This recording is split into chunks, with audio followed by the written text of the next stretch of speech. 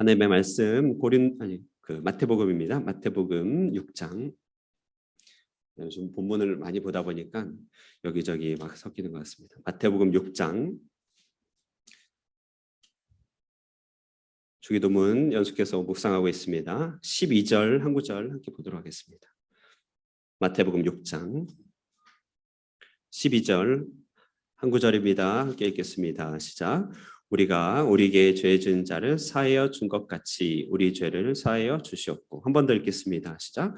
우리가 우리에게 죄 지은 자를 사하여 준 것 같이 우리 죄를 사하여 아멘. 네. 오늘도 수요예배 오신 여러분들에게 샘물과 같은 은혜가 있기를 축복합니다. 그래서 교제 인사 나누겠습니다. 잘 오셨습니다. 축복합니다. 인사 나누겠습니다. 예, 잘 오셨습니다. 예, 할렐루야. 정말 잘 오셨습니다. 우리는 지난 시간에 네 번째 강구 일용할 양식을 주옵소서를 잠시 묵상해 봤습니다. 몸을 가진 우리이기 때문에 하나님은 우리 몸을 돌보시는 아버지로서 몸의 필요를 채워주신다는 약속이 담겨 있는 계명이었죠. 우리 예수님도 사역하시다가 고나고 피곤하셨습니다. 몸을 지니셨기 때문에 몸을 가진 우리를 잘 이해하십니다. 필요가 채워지지 않으면 우리가 어떻게 병드는지를 알기 때문에 주님은 일용할 양식을 우리에게 주시옵소서라고 기도하라고 믿고 담대하게 기도하라고 얘기했습니다. 그런데 이제 이 기도를 조금 더 묵상하다 보니까 이 기도는 지극히 작은 것까지도 하나님께 간구하여 받는 것이 되도록 하는 기도다, 이런 얘기를 했었죠.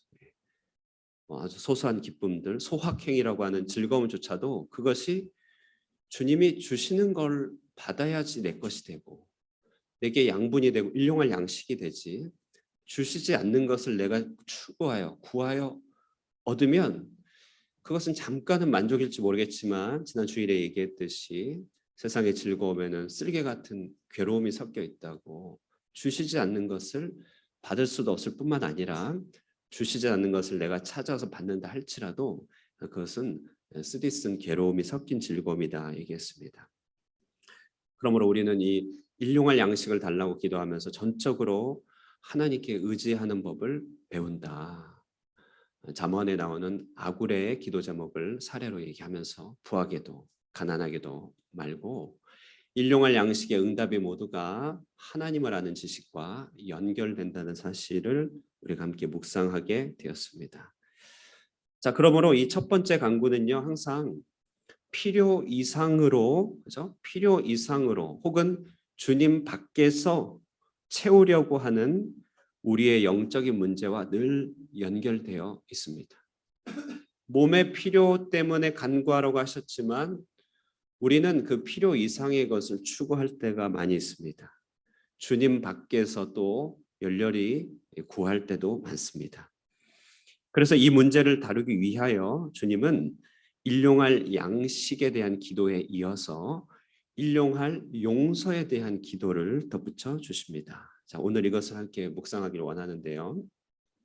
오늘 이 용서에 대한 기도를 통하여 우리 영적으로 큰 울타리, 아주 튼튼하고 안전한 울타리가 채워지게 될 줄로 믿는 것입니다. 용서에 대한 이 기도는 먼저 우리가 이 용서받음에 대한 이 기도를 매일 해야 되는 그와 같은 일용할 기도라고 한다는 사실을 우리가 오늘 첫 번째 붙잡아야 됩니다. 오늘 우리에게 일용할 양식을 주옵시고 우리가 우리에게 죄 지은 자를 사하여 준 것 같이 우리의 죄를 사하여 주옵소서. 우리의 죄를 사하여 달라고 하는 이 기도는 일용할 기도다. 죄 용서를 이렇게 말하니까요, 조금 헷갈리는 게 있습니다. 뭐냐면 교리적으로 보면 우리 죄의 용서는 단번에 받은 것이거든요. 하나님께서 그 십자가의 피로써 단번에 우리에게 용서, 사죄를 선언해 주셨습니다. 그럼에도 불구하고 우리는 매일 용서를 구해야 하는가라고 하는 것인데요. 주님은 마땅히 그렇다라고 얘기하십니다. 가장 구체적인 사례로 주님을 말씀해 주셨는데 요한복음에 보면 잡히시기 전에 예수님이 제자들의 발을 씻어준 사례가 있습니다. 여러분 아시죠? 아시죠? 베드로에게 발을 씻을 때 베드로가 이래요. 자기 발은 절대 못 씻겠다 이렇게 하니까, 그러면 너는 나와 상관이 없다 그러자 예수님이 베드로가 그럼 내 몸도 씻어주세요 이렇게 얘기를 합니다. 그때 이제 예수님이 하시는 얘기가 네 몸은 이미 깨끗하게 입음을 받았기 때문에 다시 씻을 필요가 없다 이런 얘기를 합니다. 그러니까 이 말은 뭐냐면 예수님의 이중화법인데요. 내가 너의 발을 씻을 만큼 내가 낮은 모습으로 섬기는 모습으로 너희에게 다가간다라고 하는 일종의 섬김의 도를 보여주면서 동시에 발을 씻긴다고 하는 이 행위는 뭐냐면 일상을 살아가면서 불가피 크고 작은 죄로 더러워질 수밖에 없는 우리의 내면을 상징하는 메타포입니다. 발은요, 발은 일을 하려면은 천상 써야 되는 신체 기관이잖아요. 그리고 그 당시는 오늘날처럼 신발이 잘 구비된 시대가 아니었기 때문에 어디 한번 갔다 오려면 발에 그 당시에 흙먼지가 다 묻게 되었습니다. 그래서 발을 씻긴다라고 하는 것은 주님께서 몸을 씻어준다는 것과 다르게 우리는 선한 의도와 열심을 가지고 이 땅을 살아가겠지만 살다 보면 순종하다 보면 심지어 선한 일을 하다 보면 우리도 모르게 더러워지게 된다는 것을 얘기합니다. 그것이 일용할 죄악들입니다. 일상의 죄악들이죠. 주님은 그같이 일상적으로 끼어있는 우리의 죄를 씻김받기를 구하라 얘기합니다. 이 비슷한 주제를 조금 더 사례를 들어서 설명드리면 구약의 제사법에도 등장합니다. 구약의 제사는 은혜의 보고죠. 은혜를 전달받는 통로인데 그런데 조금 그 제물을 태우는 장면을 생각해 보시면 제물이 태워짐으로 우리의 죄도 태워지고 우리가 헌신도 드려지는 이런 엄청난 메시지가 있는 행위입니다. 근데 이제 현실적인 부분에서는 제가 제물이 태워지고 나면 어떤 일이 생기냐면 흩날리는 재와 뿌려진 피들과 여기저기 튄 기름 덩어리가 있는 것입니다. 그러면 이거는 어떻게 하느냐? 이것을 치워 담는 역할도 제사장 레위인들의 역할이었습니다. 출애굽기 27장의 3절에 이렇게 말하고 있습니다.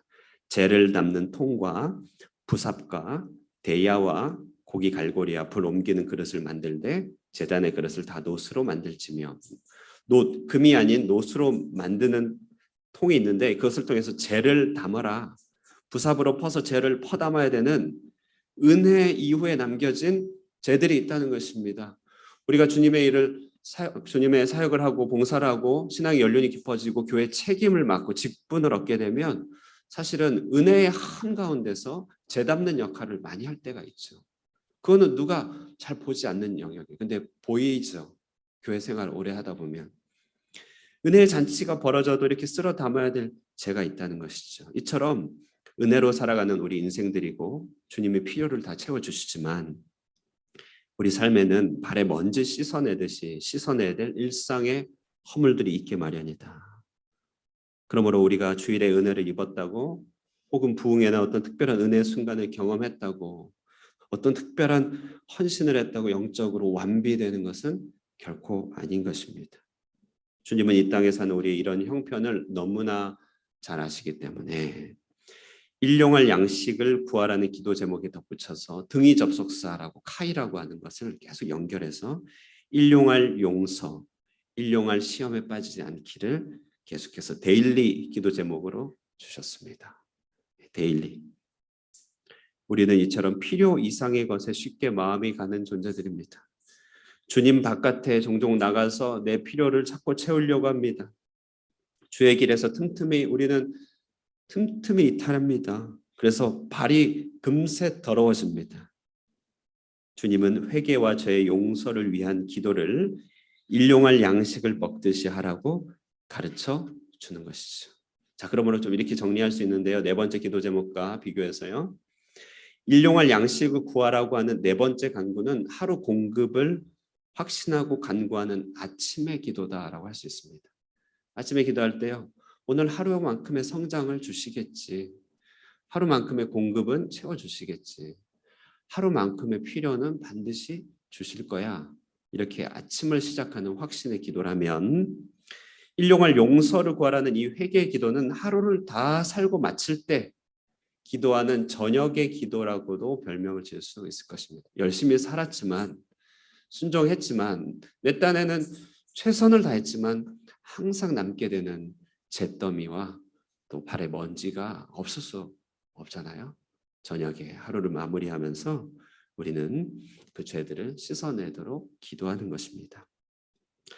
아침의 기도로 마음의 확신과 위안을 얻고 저녁의 기도로 정결함과 씻음을 구하게 될 때 이와 같은 자들이 겪게 되는 이 엄청난 평안을 우리는 무엇으로 비교할 수 있겠습니까? 그러므로 여호와께서 그 사랑하시는 자에게 잠을 평안을 주시는도다.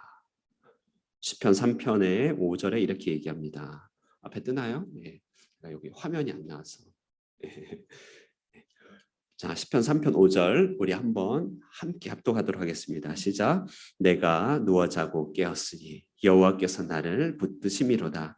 천만인이 나를 애워싸 진친다 할지라도 나는 두려워하지 아니야. 아멘이죠. 네 번째, 일용할 양식을 위한 기도와 다섯 번째, 일용할 용서를 위한 기도로 둘러싸여 있는 우리 영혼은 천만인이 둘러싸여도 두려워하지 않고 누워 자고 깨는 평안이 있는 것입니다. 자, 두 번째로요.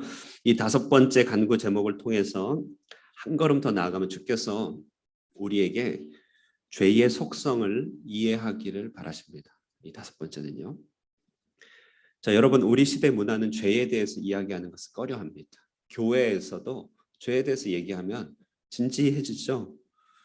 네, 정말 요즘은 진지한 거가 참 센스 없는 거잖아요. 그래서 너무 진지해질 수 있겠지만 병원에서는 의료 관계자들은 병을 전문으로 다루죠. 거기는 병을 다뤄야 됩니다. 교회는 죄를 전문으로 다루는 기관입니다. 그래서 병원에는 죄에 대한 병에 대한 무수한 연구가 있습니다. 병명을 이름을 붙이고 그 병을 어떻게 예방해야 되는지 예방의학을 개발하고 그 질병을 어떻게 치료해야 되는지에 대한 치료법을 계속해서 연구합니다. 병원에는 웃지 못할 일이 많죠. 그것은 병원이니까요. 교회도 마찬가지죠. 인체의 질병과 정확하게 매칭되는 개념이 영적인 죄입니다. 죄는 인간의 보다 포괄적인 그러니까 육신 차원으로는 병이라고 얘기하지만 우리 육신을 좀 더 포괄적으로 얘기할 땐 영혼이라고 얘기하죠. 영혼.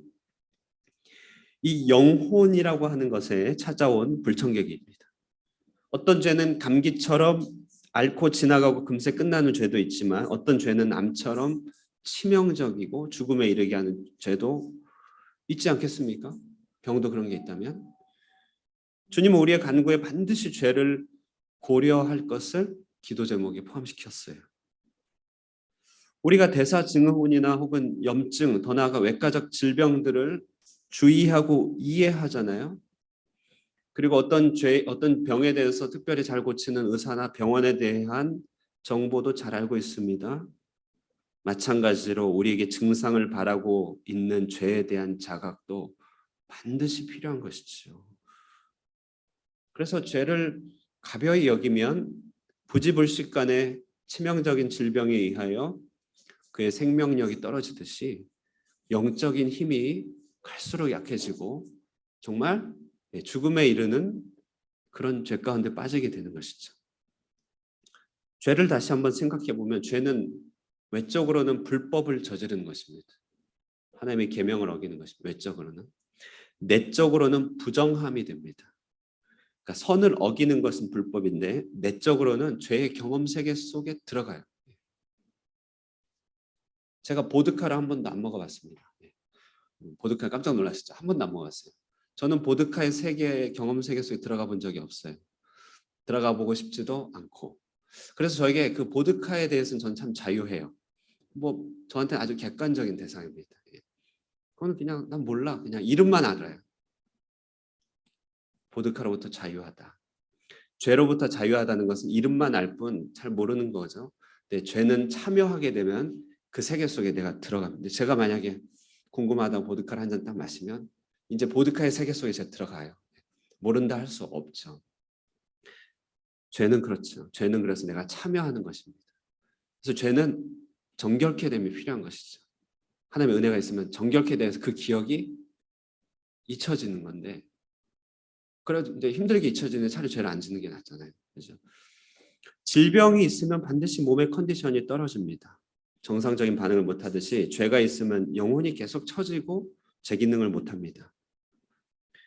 죄로 물든 우리 영혼에 대해서 복음서는 맹인이요 듣지 못하는 자, 다리 저는 자, 나병 환자 등의 모습으로 비유해 줍니다. 하나같이 죄라는 질병이 우리 영혼에게 가져주는 증상들이죠. 죄는 못 보게 하고 못 듣게 하고, 죄는 못 걷게 하고, 죄에 대해서는 진지하게 공부할 필요가 있습니다. 그중에 기도할 때 주님이 오늘 특별히 우리에게 생각하시도록 하는 죄의 속성은 뭐냐면, 죄는 채무라고 하는 것이죠. 빚, 채무입니다. 오늘 기도 제목, 오늘 주기도문은요, 죄라고 번역된 이 주기도문의 이 단어는 빚이라는 말로 정확하게 번역이 가능합니다. 오늘 우리에게 빚진 자를 탕감하여 준 것 같이 우리의 빚도 탕감하여 주옵소서. 주님은 죄를 속성을 설명하기 위하여 빚이라고 하는 단어로 교차적으로 사용해서 죄의 속성을 얘기합니다. 보통 죄하면은 조금 윤리적 의미가 포함되지만 빚이라고 하면은 우리가 마땅히 갚아야 될 양적인 차원을 생각하도록 하는 것이죠. 그러니까 죄에는 그런 속성이 있어요.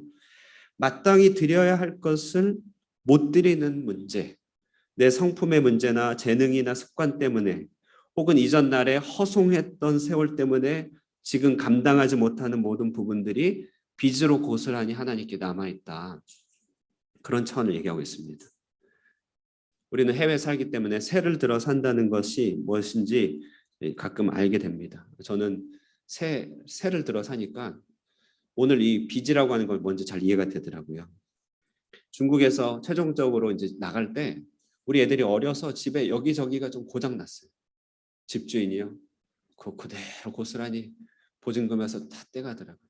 전문인을 데리고 와요. 전문인. 집주인하고 우리하고 사이가 있으면 좋은 사이니까 저랑 상대하지 않고 전문 이렇게 돈 추궁하는 전문가를 데리고 와서 그 사람하고 얘기하게 하고, 야, 더 얄밉더라고요. 차라리 오지를 말든지. 집주인. 그래서 엄청 뜯기고 나왔습니다.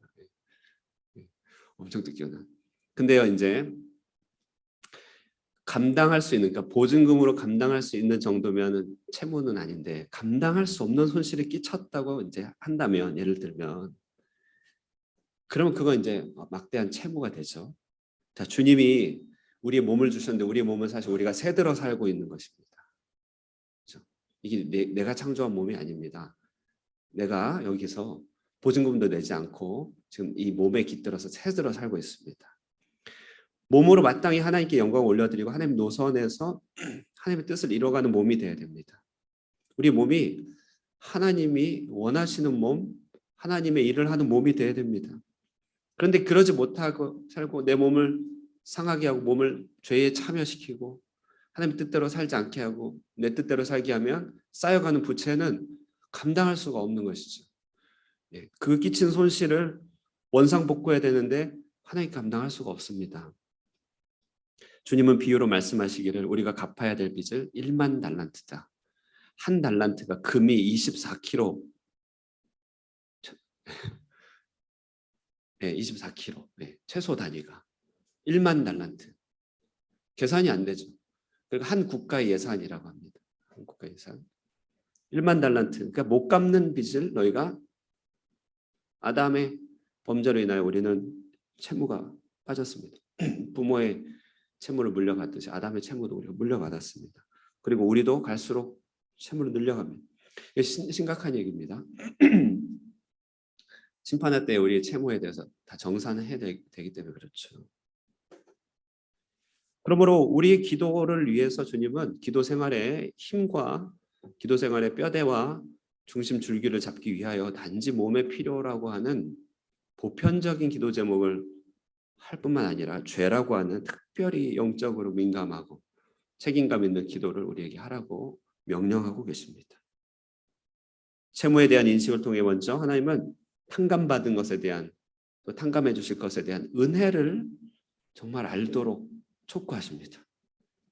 해질녘에 하루를 마무리 지으면서 내가 미처 감당하지 못한 채무들을 생각하면서 부주의나 과실이나 내 허물이나 내 연약함 때문에 놓쳐버린 하나님의 길들을 생각하면서 오늘도 쌓여있는 감당기 어려운 영적인 채무들을 하나님께서 풍성한 자비로 탕감해 주실 것을 의지하며 나아갈 때 이걸 정확하게 이해하고 나가면 은혜가 고이는 것이죠.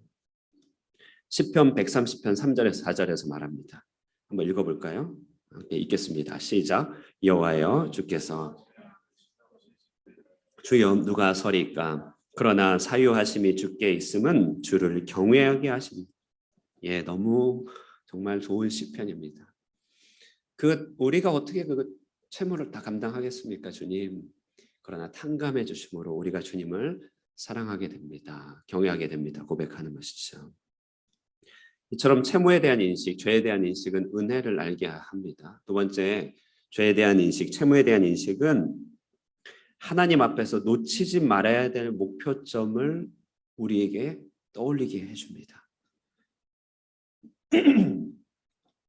바울이요, 인생을 빚의 관점으로 생각하고 살았던 거 아십니까? 바울은 분명히 말하기를 빚진 자라고 합니다. 로마서 1장 14절 헬라인이나 야만인이나 지혜 있는 자나 어리석은 자에게 다 내가 빚진 자라. 빚을 진 자로서 살게 됨으로써 자신의 인생의 목표의식이 분명해졌다는 것이죠. 그러니까 빚을 지면은 우리 인생이 똑바로지잖아요. 이거 일단 갚고 해결해야 되니까. 빚이 있는 사람은 어쨌든 부지런히 살아야 됩니다. 빚이니까. 그건 청산해야 되니까 멈출 수가 없어요. 인생을 채무진 자로 생각하면 하나님 앞에 달리게 합니다. 똑바로 걸어가게 하는 것이죠. 분명한 목표의식인데 저 빚은 하나님께로부터 받은 빚이기 때문에 좋은 빚이지. 저 빚은 갚으면 갚을수록 저 빚에 매이면 매일수록 우리의 영혼이 더 회복되는 빚입니다. 왜냐하면 하나님의 빚이니까. 그게 이제 하나님의 선의 속성인데요. 그리고 바울은 우리도 자기만 아니고 우리도 빚진 자로 알아라 얘기하는 것이 로마서 8장 12절입니다. 한번 읽어볼까요? 시작. 그러므로 형제들아 우리가 살 것이 아멘. 빚졌기 때문에 욕심대로 살지 말아라. 그러면 채무만 쌓일 뿐이다. 그런 것이죠. 선한 능력으로라고 하는 찬양 아시죠? 디트리 본 해퍼라고 하는 분이 작곡한 독일 곡인데 번역된 곡이죠. 선한 능력을 아시죠? 우리 찬양대에서도 불렀어요. 그 본 해퍼 목사님이 나흐폴게 나를 따르라라고 하는 책 제목을 지면서 그 첫 번째 장을 값싼 은혜라고 제목을 줬어요. 주님 주신 은혜는 굉장히 비싼 값인데 믿음으로 받았다니 너무 값싸게 취급하고 있는 당시 독일인들을 고발한 책입니다. 그들의 영적 상태가 그들의 질병이었는데요. 아니나 다를까 당시 독일인 기독교인 대다수는 히틀러가 정권을 잡았을 때 분별하지 못하고 기독교의 이름으로 환영했습니다. 주님의 이름으로 환영했어요. 은혜를 너무 값싸게 취급하다 보니 분별력을 잃어버렸고 당장의 민족의 자존심을 회복시켜줄 히틀러를 하나님이 보내주신 선지자요 사자로 인정했습니다. 왜 그럴까요? 은혜를 너무 값싸게 취급했기 때문에 그렇죠. 빚을 아는 마음은 은혜를 값지게 여기는 마음입니다. 빚을 아는 마음은 사명을 아는 마음입니다. 제게 적용해봐도 남 얘기가 아니죠. 하나님의 은혜를 얼마나 값지게 여기는가, 얼마나 빚진 자로 살아가고 있는가라고 할 때 기도할 때마다 그걸 떠올리는 것이죠. 자, 이처럼 죄에 대한 기도 제목은 영적인 중심점을 잡게 하는 기도 제목이다. 첫 번째는 데일리, 날마다 우리 발을 씻김 받아야 된다. 죄를 쓸어야 된다. 두 번째는 영적인 중심점을 가지게 한다. 왜냐하면 죄는 무거운 거니까. 끝으로 세 번째로요. 죄 사함이 이루어졌다고 하는 이 응답은 타인에 대한 나의 용서로서 확인된다는 사실을 깨닫게 하는 기도입니다. 다시요. 내가 죄 사함을 위하여 기도했는데 그 응답은 어떻게 이루어지는가? 내가 타인을 용서함으로써 응답이 이루어진다는 것을 확인하게 됩니다. 자, 오늘 간구 다시 한번 읽어볼게요. 12절 한번 읽겠습니다. 12절 다시 읽겠습니다. 시작. 우리가 우리에게 죄 지은 자를 사하여 준 것 같이 우리의 죄를 사하여 주시었고. 정말 놀라운 영적 법칙을 이 기도에 심어 놓으셨습니다. 하나님께로부터 받는 죄 용서와 내가 타인을 용서하는 용서가 톱니바퀴처럼 맞물려 있다는 것을 얘기하고 있습니다. 이 사실 조금 더 와닿게 의역하면 다시 우리가 우리에게 빚진 자를 탕감해 준 것 같이 우리의 빚을 탕감해 주옵소서, 이렇게 되는 것이죠. 순서가 당신이 나를 탕감해 주셨으므로 내가 누군가를 탕감합니다, 이렇게 너무 뻔하게 주님께서 말하지 않으셨어요. 내가 누군가의 빚을 탕감해 주듯이 당신도 나를 탕감해 주옵소서. 직접적으로 금전적인 차원을 바로 연결하실 필요는 없습니다. 빚으로 근데 이제 번역을 하면 훨씬 더 어떤 죄와 관계의 문제를 이해하기 훨씬 편하죠. 주님은 사람들을 향한 내가 하는 용서와 나를 향한 하나님의 용서가 놀랍게 연결되어 있음을 우리가 잊지 않기를 바라십니다. 내가 하나님의 용서가 절실한 만큼 누군가도 나의 용서가 필요한 것이고, 내가 누군가를 용서하는 그 내려놓음의 크기만큼 나를 향한 하나님의 내려놓음의 크기를 알 수 있습니다. 용서받음의 뇌와 용서해줌의 뇌는 연구를 안 해봐서 모르겠는데 같은 부위일 것 같아요. 같은 부위일 것 같아요. 네. 네. 서로 연결되어 있습니다. 이 기도가 얼마나 중요하고 실제적인지 예수님은 주기도문을 가르치고 난 다음에 바로 산상수훈에서 똑같은 주제를 반복해서 교훈해 줍니다. 14절, 15절이에요. 주기도문 다 끝나고 나서 그 다음이에요. 14절, 15절. 한번 다시 읽어볼까요? 시작. 너희가 사람의 잘못을 용서하면 너희 하늘 아버지께서도 너희 잘못을 용서하시려니와 너희가 사람의 잘못을 용서하지 아니하면 너희 아버지께서 너희 잘못을 용서하지 아니하시리라. 예. 지금 이제 구체적 사례를 들지 않아서 얘기하기 때문에 쉬운 얘기죠. 근데 이제 구체적 사례가 들어가면 정말 어려운 얘기가 됩니다. 그래서 제가 그것까지 참 다 감당하면서 여러분 말씀드릴 자신은 없어요. 그냥 여러분이 혹시나 이렇게 평이하게 듣다가 걸리면 씨름해 볼 수 있길 바랍니다. 이 기도 제목에 대해서 우리가 오해해서는 안 되는 것이 먼저 있어요. 이건 뭐냐면 주님께 받는 용서가 내가 다른 사람을 용서함으로써 그 공로를 얻게 되는 것은 아닙니다. 이거는 이제 수사법이라고 하는 것이죠. 그러니까 내가 용서했기 때문에 그 공로로 주님이 나를 용서해 주시겠지, 이런 것을 얘기하려고 하는 바는 아닙니다. 또 하나는 용서라고 하는 이 주제가 누군가의 악을 묵과하거나 정말 해악에 대해서 그것을 모른 척하라는 말도 아닙니다. 정말 재산상이나 신체적으로나 정서적으로 큰 해악을 끼친 사람을 용서한답시고 바로 화해하는 것은 자연스럽지도 않고 참 이상한 일이 됩니다. 물리적으로 용서하라고 한다고 내가 용서하고 가까이 지내면 위험할 수도 있어요. 상대는 아직 용서를 받을 준비도 안 됐는데. 자, 그럼에도 불구하고 사람들에 대한 용서와 나에 대한 용서를 하나로 이것이 하나로 묶여 있다는 사실은 주님이 양보하지 않으십니다. 아주 반복적으로 얘기하시죠. 반복적으로. 그래서 오늘의 이 기도 제목이 구체적으로 시사하는 바를 크게 한 두 가지 정도로 적용해 보면, 먼저는 가까이 있는 사람들, 우리 가까이 있는 가족이나 교회, 하여튼 가까이 있는 사람들의 미숙과 연약함 등에 대해서는 그들의 잘못을 일상적으로 용서해주는 습관이 우리에게 있어야 됨을 말해주고 있습니다. 이것은 주님이 베드로의 발을 씻어주고 나서 뭐라고 얘기했냐면 너희가 서로 발을 씻으라 얘기했어요. 발을 씻어주는 이것은 세족식, 다시 말해 어떤 한 이벤트로서 혹은 내 섬김의 어떤 도를 얘기하는 것만이 아니라고 말했죠. 주님의 맥락은 발이 더러워지는 정도의 허물을 씻는 일을 서로에게 맡겨주셨다는 것입니다. 내가 하루를 살다 보면 내 발이 더러워지듯이 내 옆에 있는 이들도 살다 보면은 어쩔 수 없이 그 발이 더러워집니다. 그래서 이 더러워진 발들 때문에 이게 좀 서로가 이제 조금 애매한 것이죠.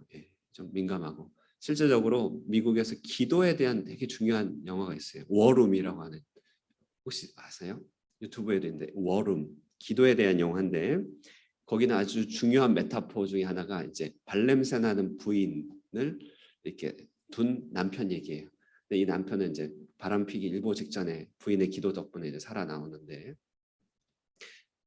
이 하여튼 부부 관계 갈등이 참 많은데 최종적으로 이 남편이 이 아내의 발을 씻어줌으로써 아주 훈훈하게 마무리되는데 뭘 얘기하는 건가요? 발 씻어주란 얘기인가요? 그게 아니라 일상적으로 서로가 부대끼는 허물들이 있는데 그 허물은 그가 씻을 몫이 아니고 내가 씻을 몫이라고 하는 사실을 말해주고 있습니다. 우리는요 가까이 살면은요 어쩔 수 없습니다. 서로의 연약함을 의탁할 수밖에 없습니다. 내가 그렇게 잘 몰라요. 그건 내 거니까 잘 모르는데 다른 사람은 잘 알죠. 그럴 때 발이 더러워지는 정도의 허물이라면 그 몸 전체가 더러워지는 게 아니고 발이 더러워지는 정도의 허물이라면 서로가 씻어주는 게 마땅하다. 서로. 이것을 우리가 서로 씻지 않으면 금세 우리는 채무자와 채권자의 관계로 서로 관계를 설정합니다. 왜 발을 안 씻어?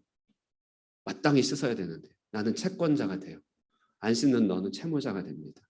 주님은 그렇게 하지 말고 너가 채무자다. 그의 발을 씻어줄. 그렇게 얘기하시는 것이죠.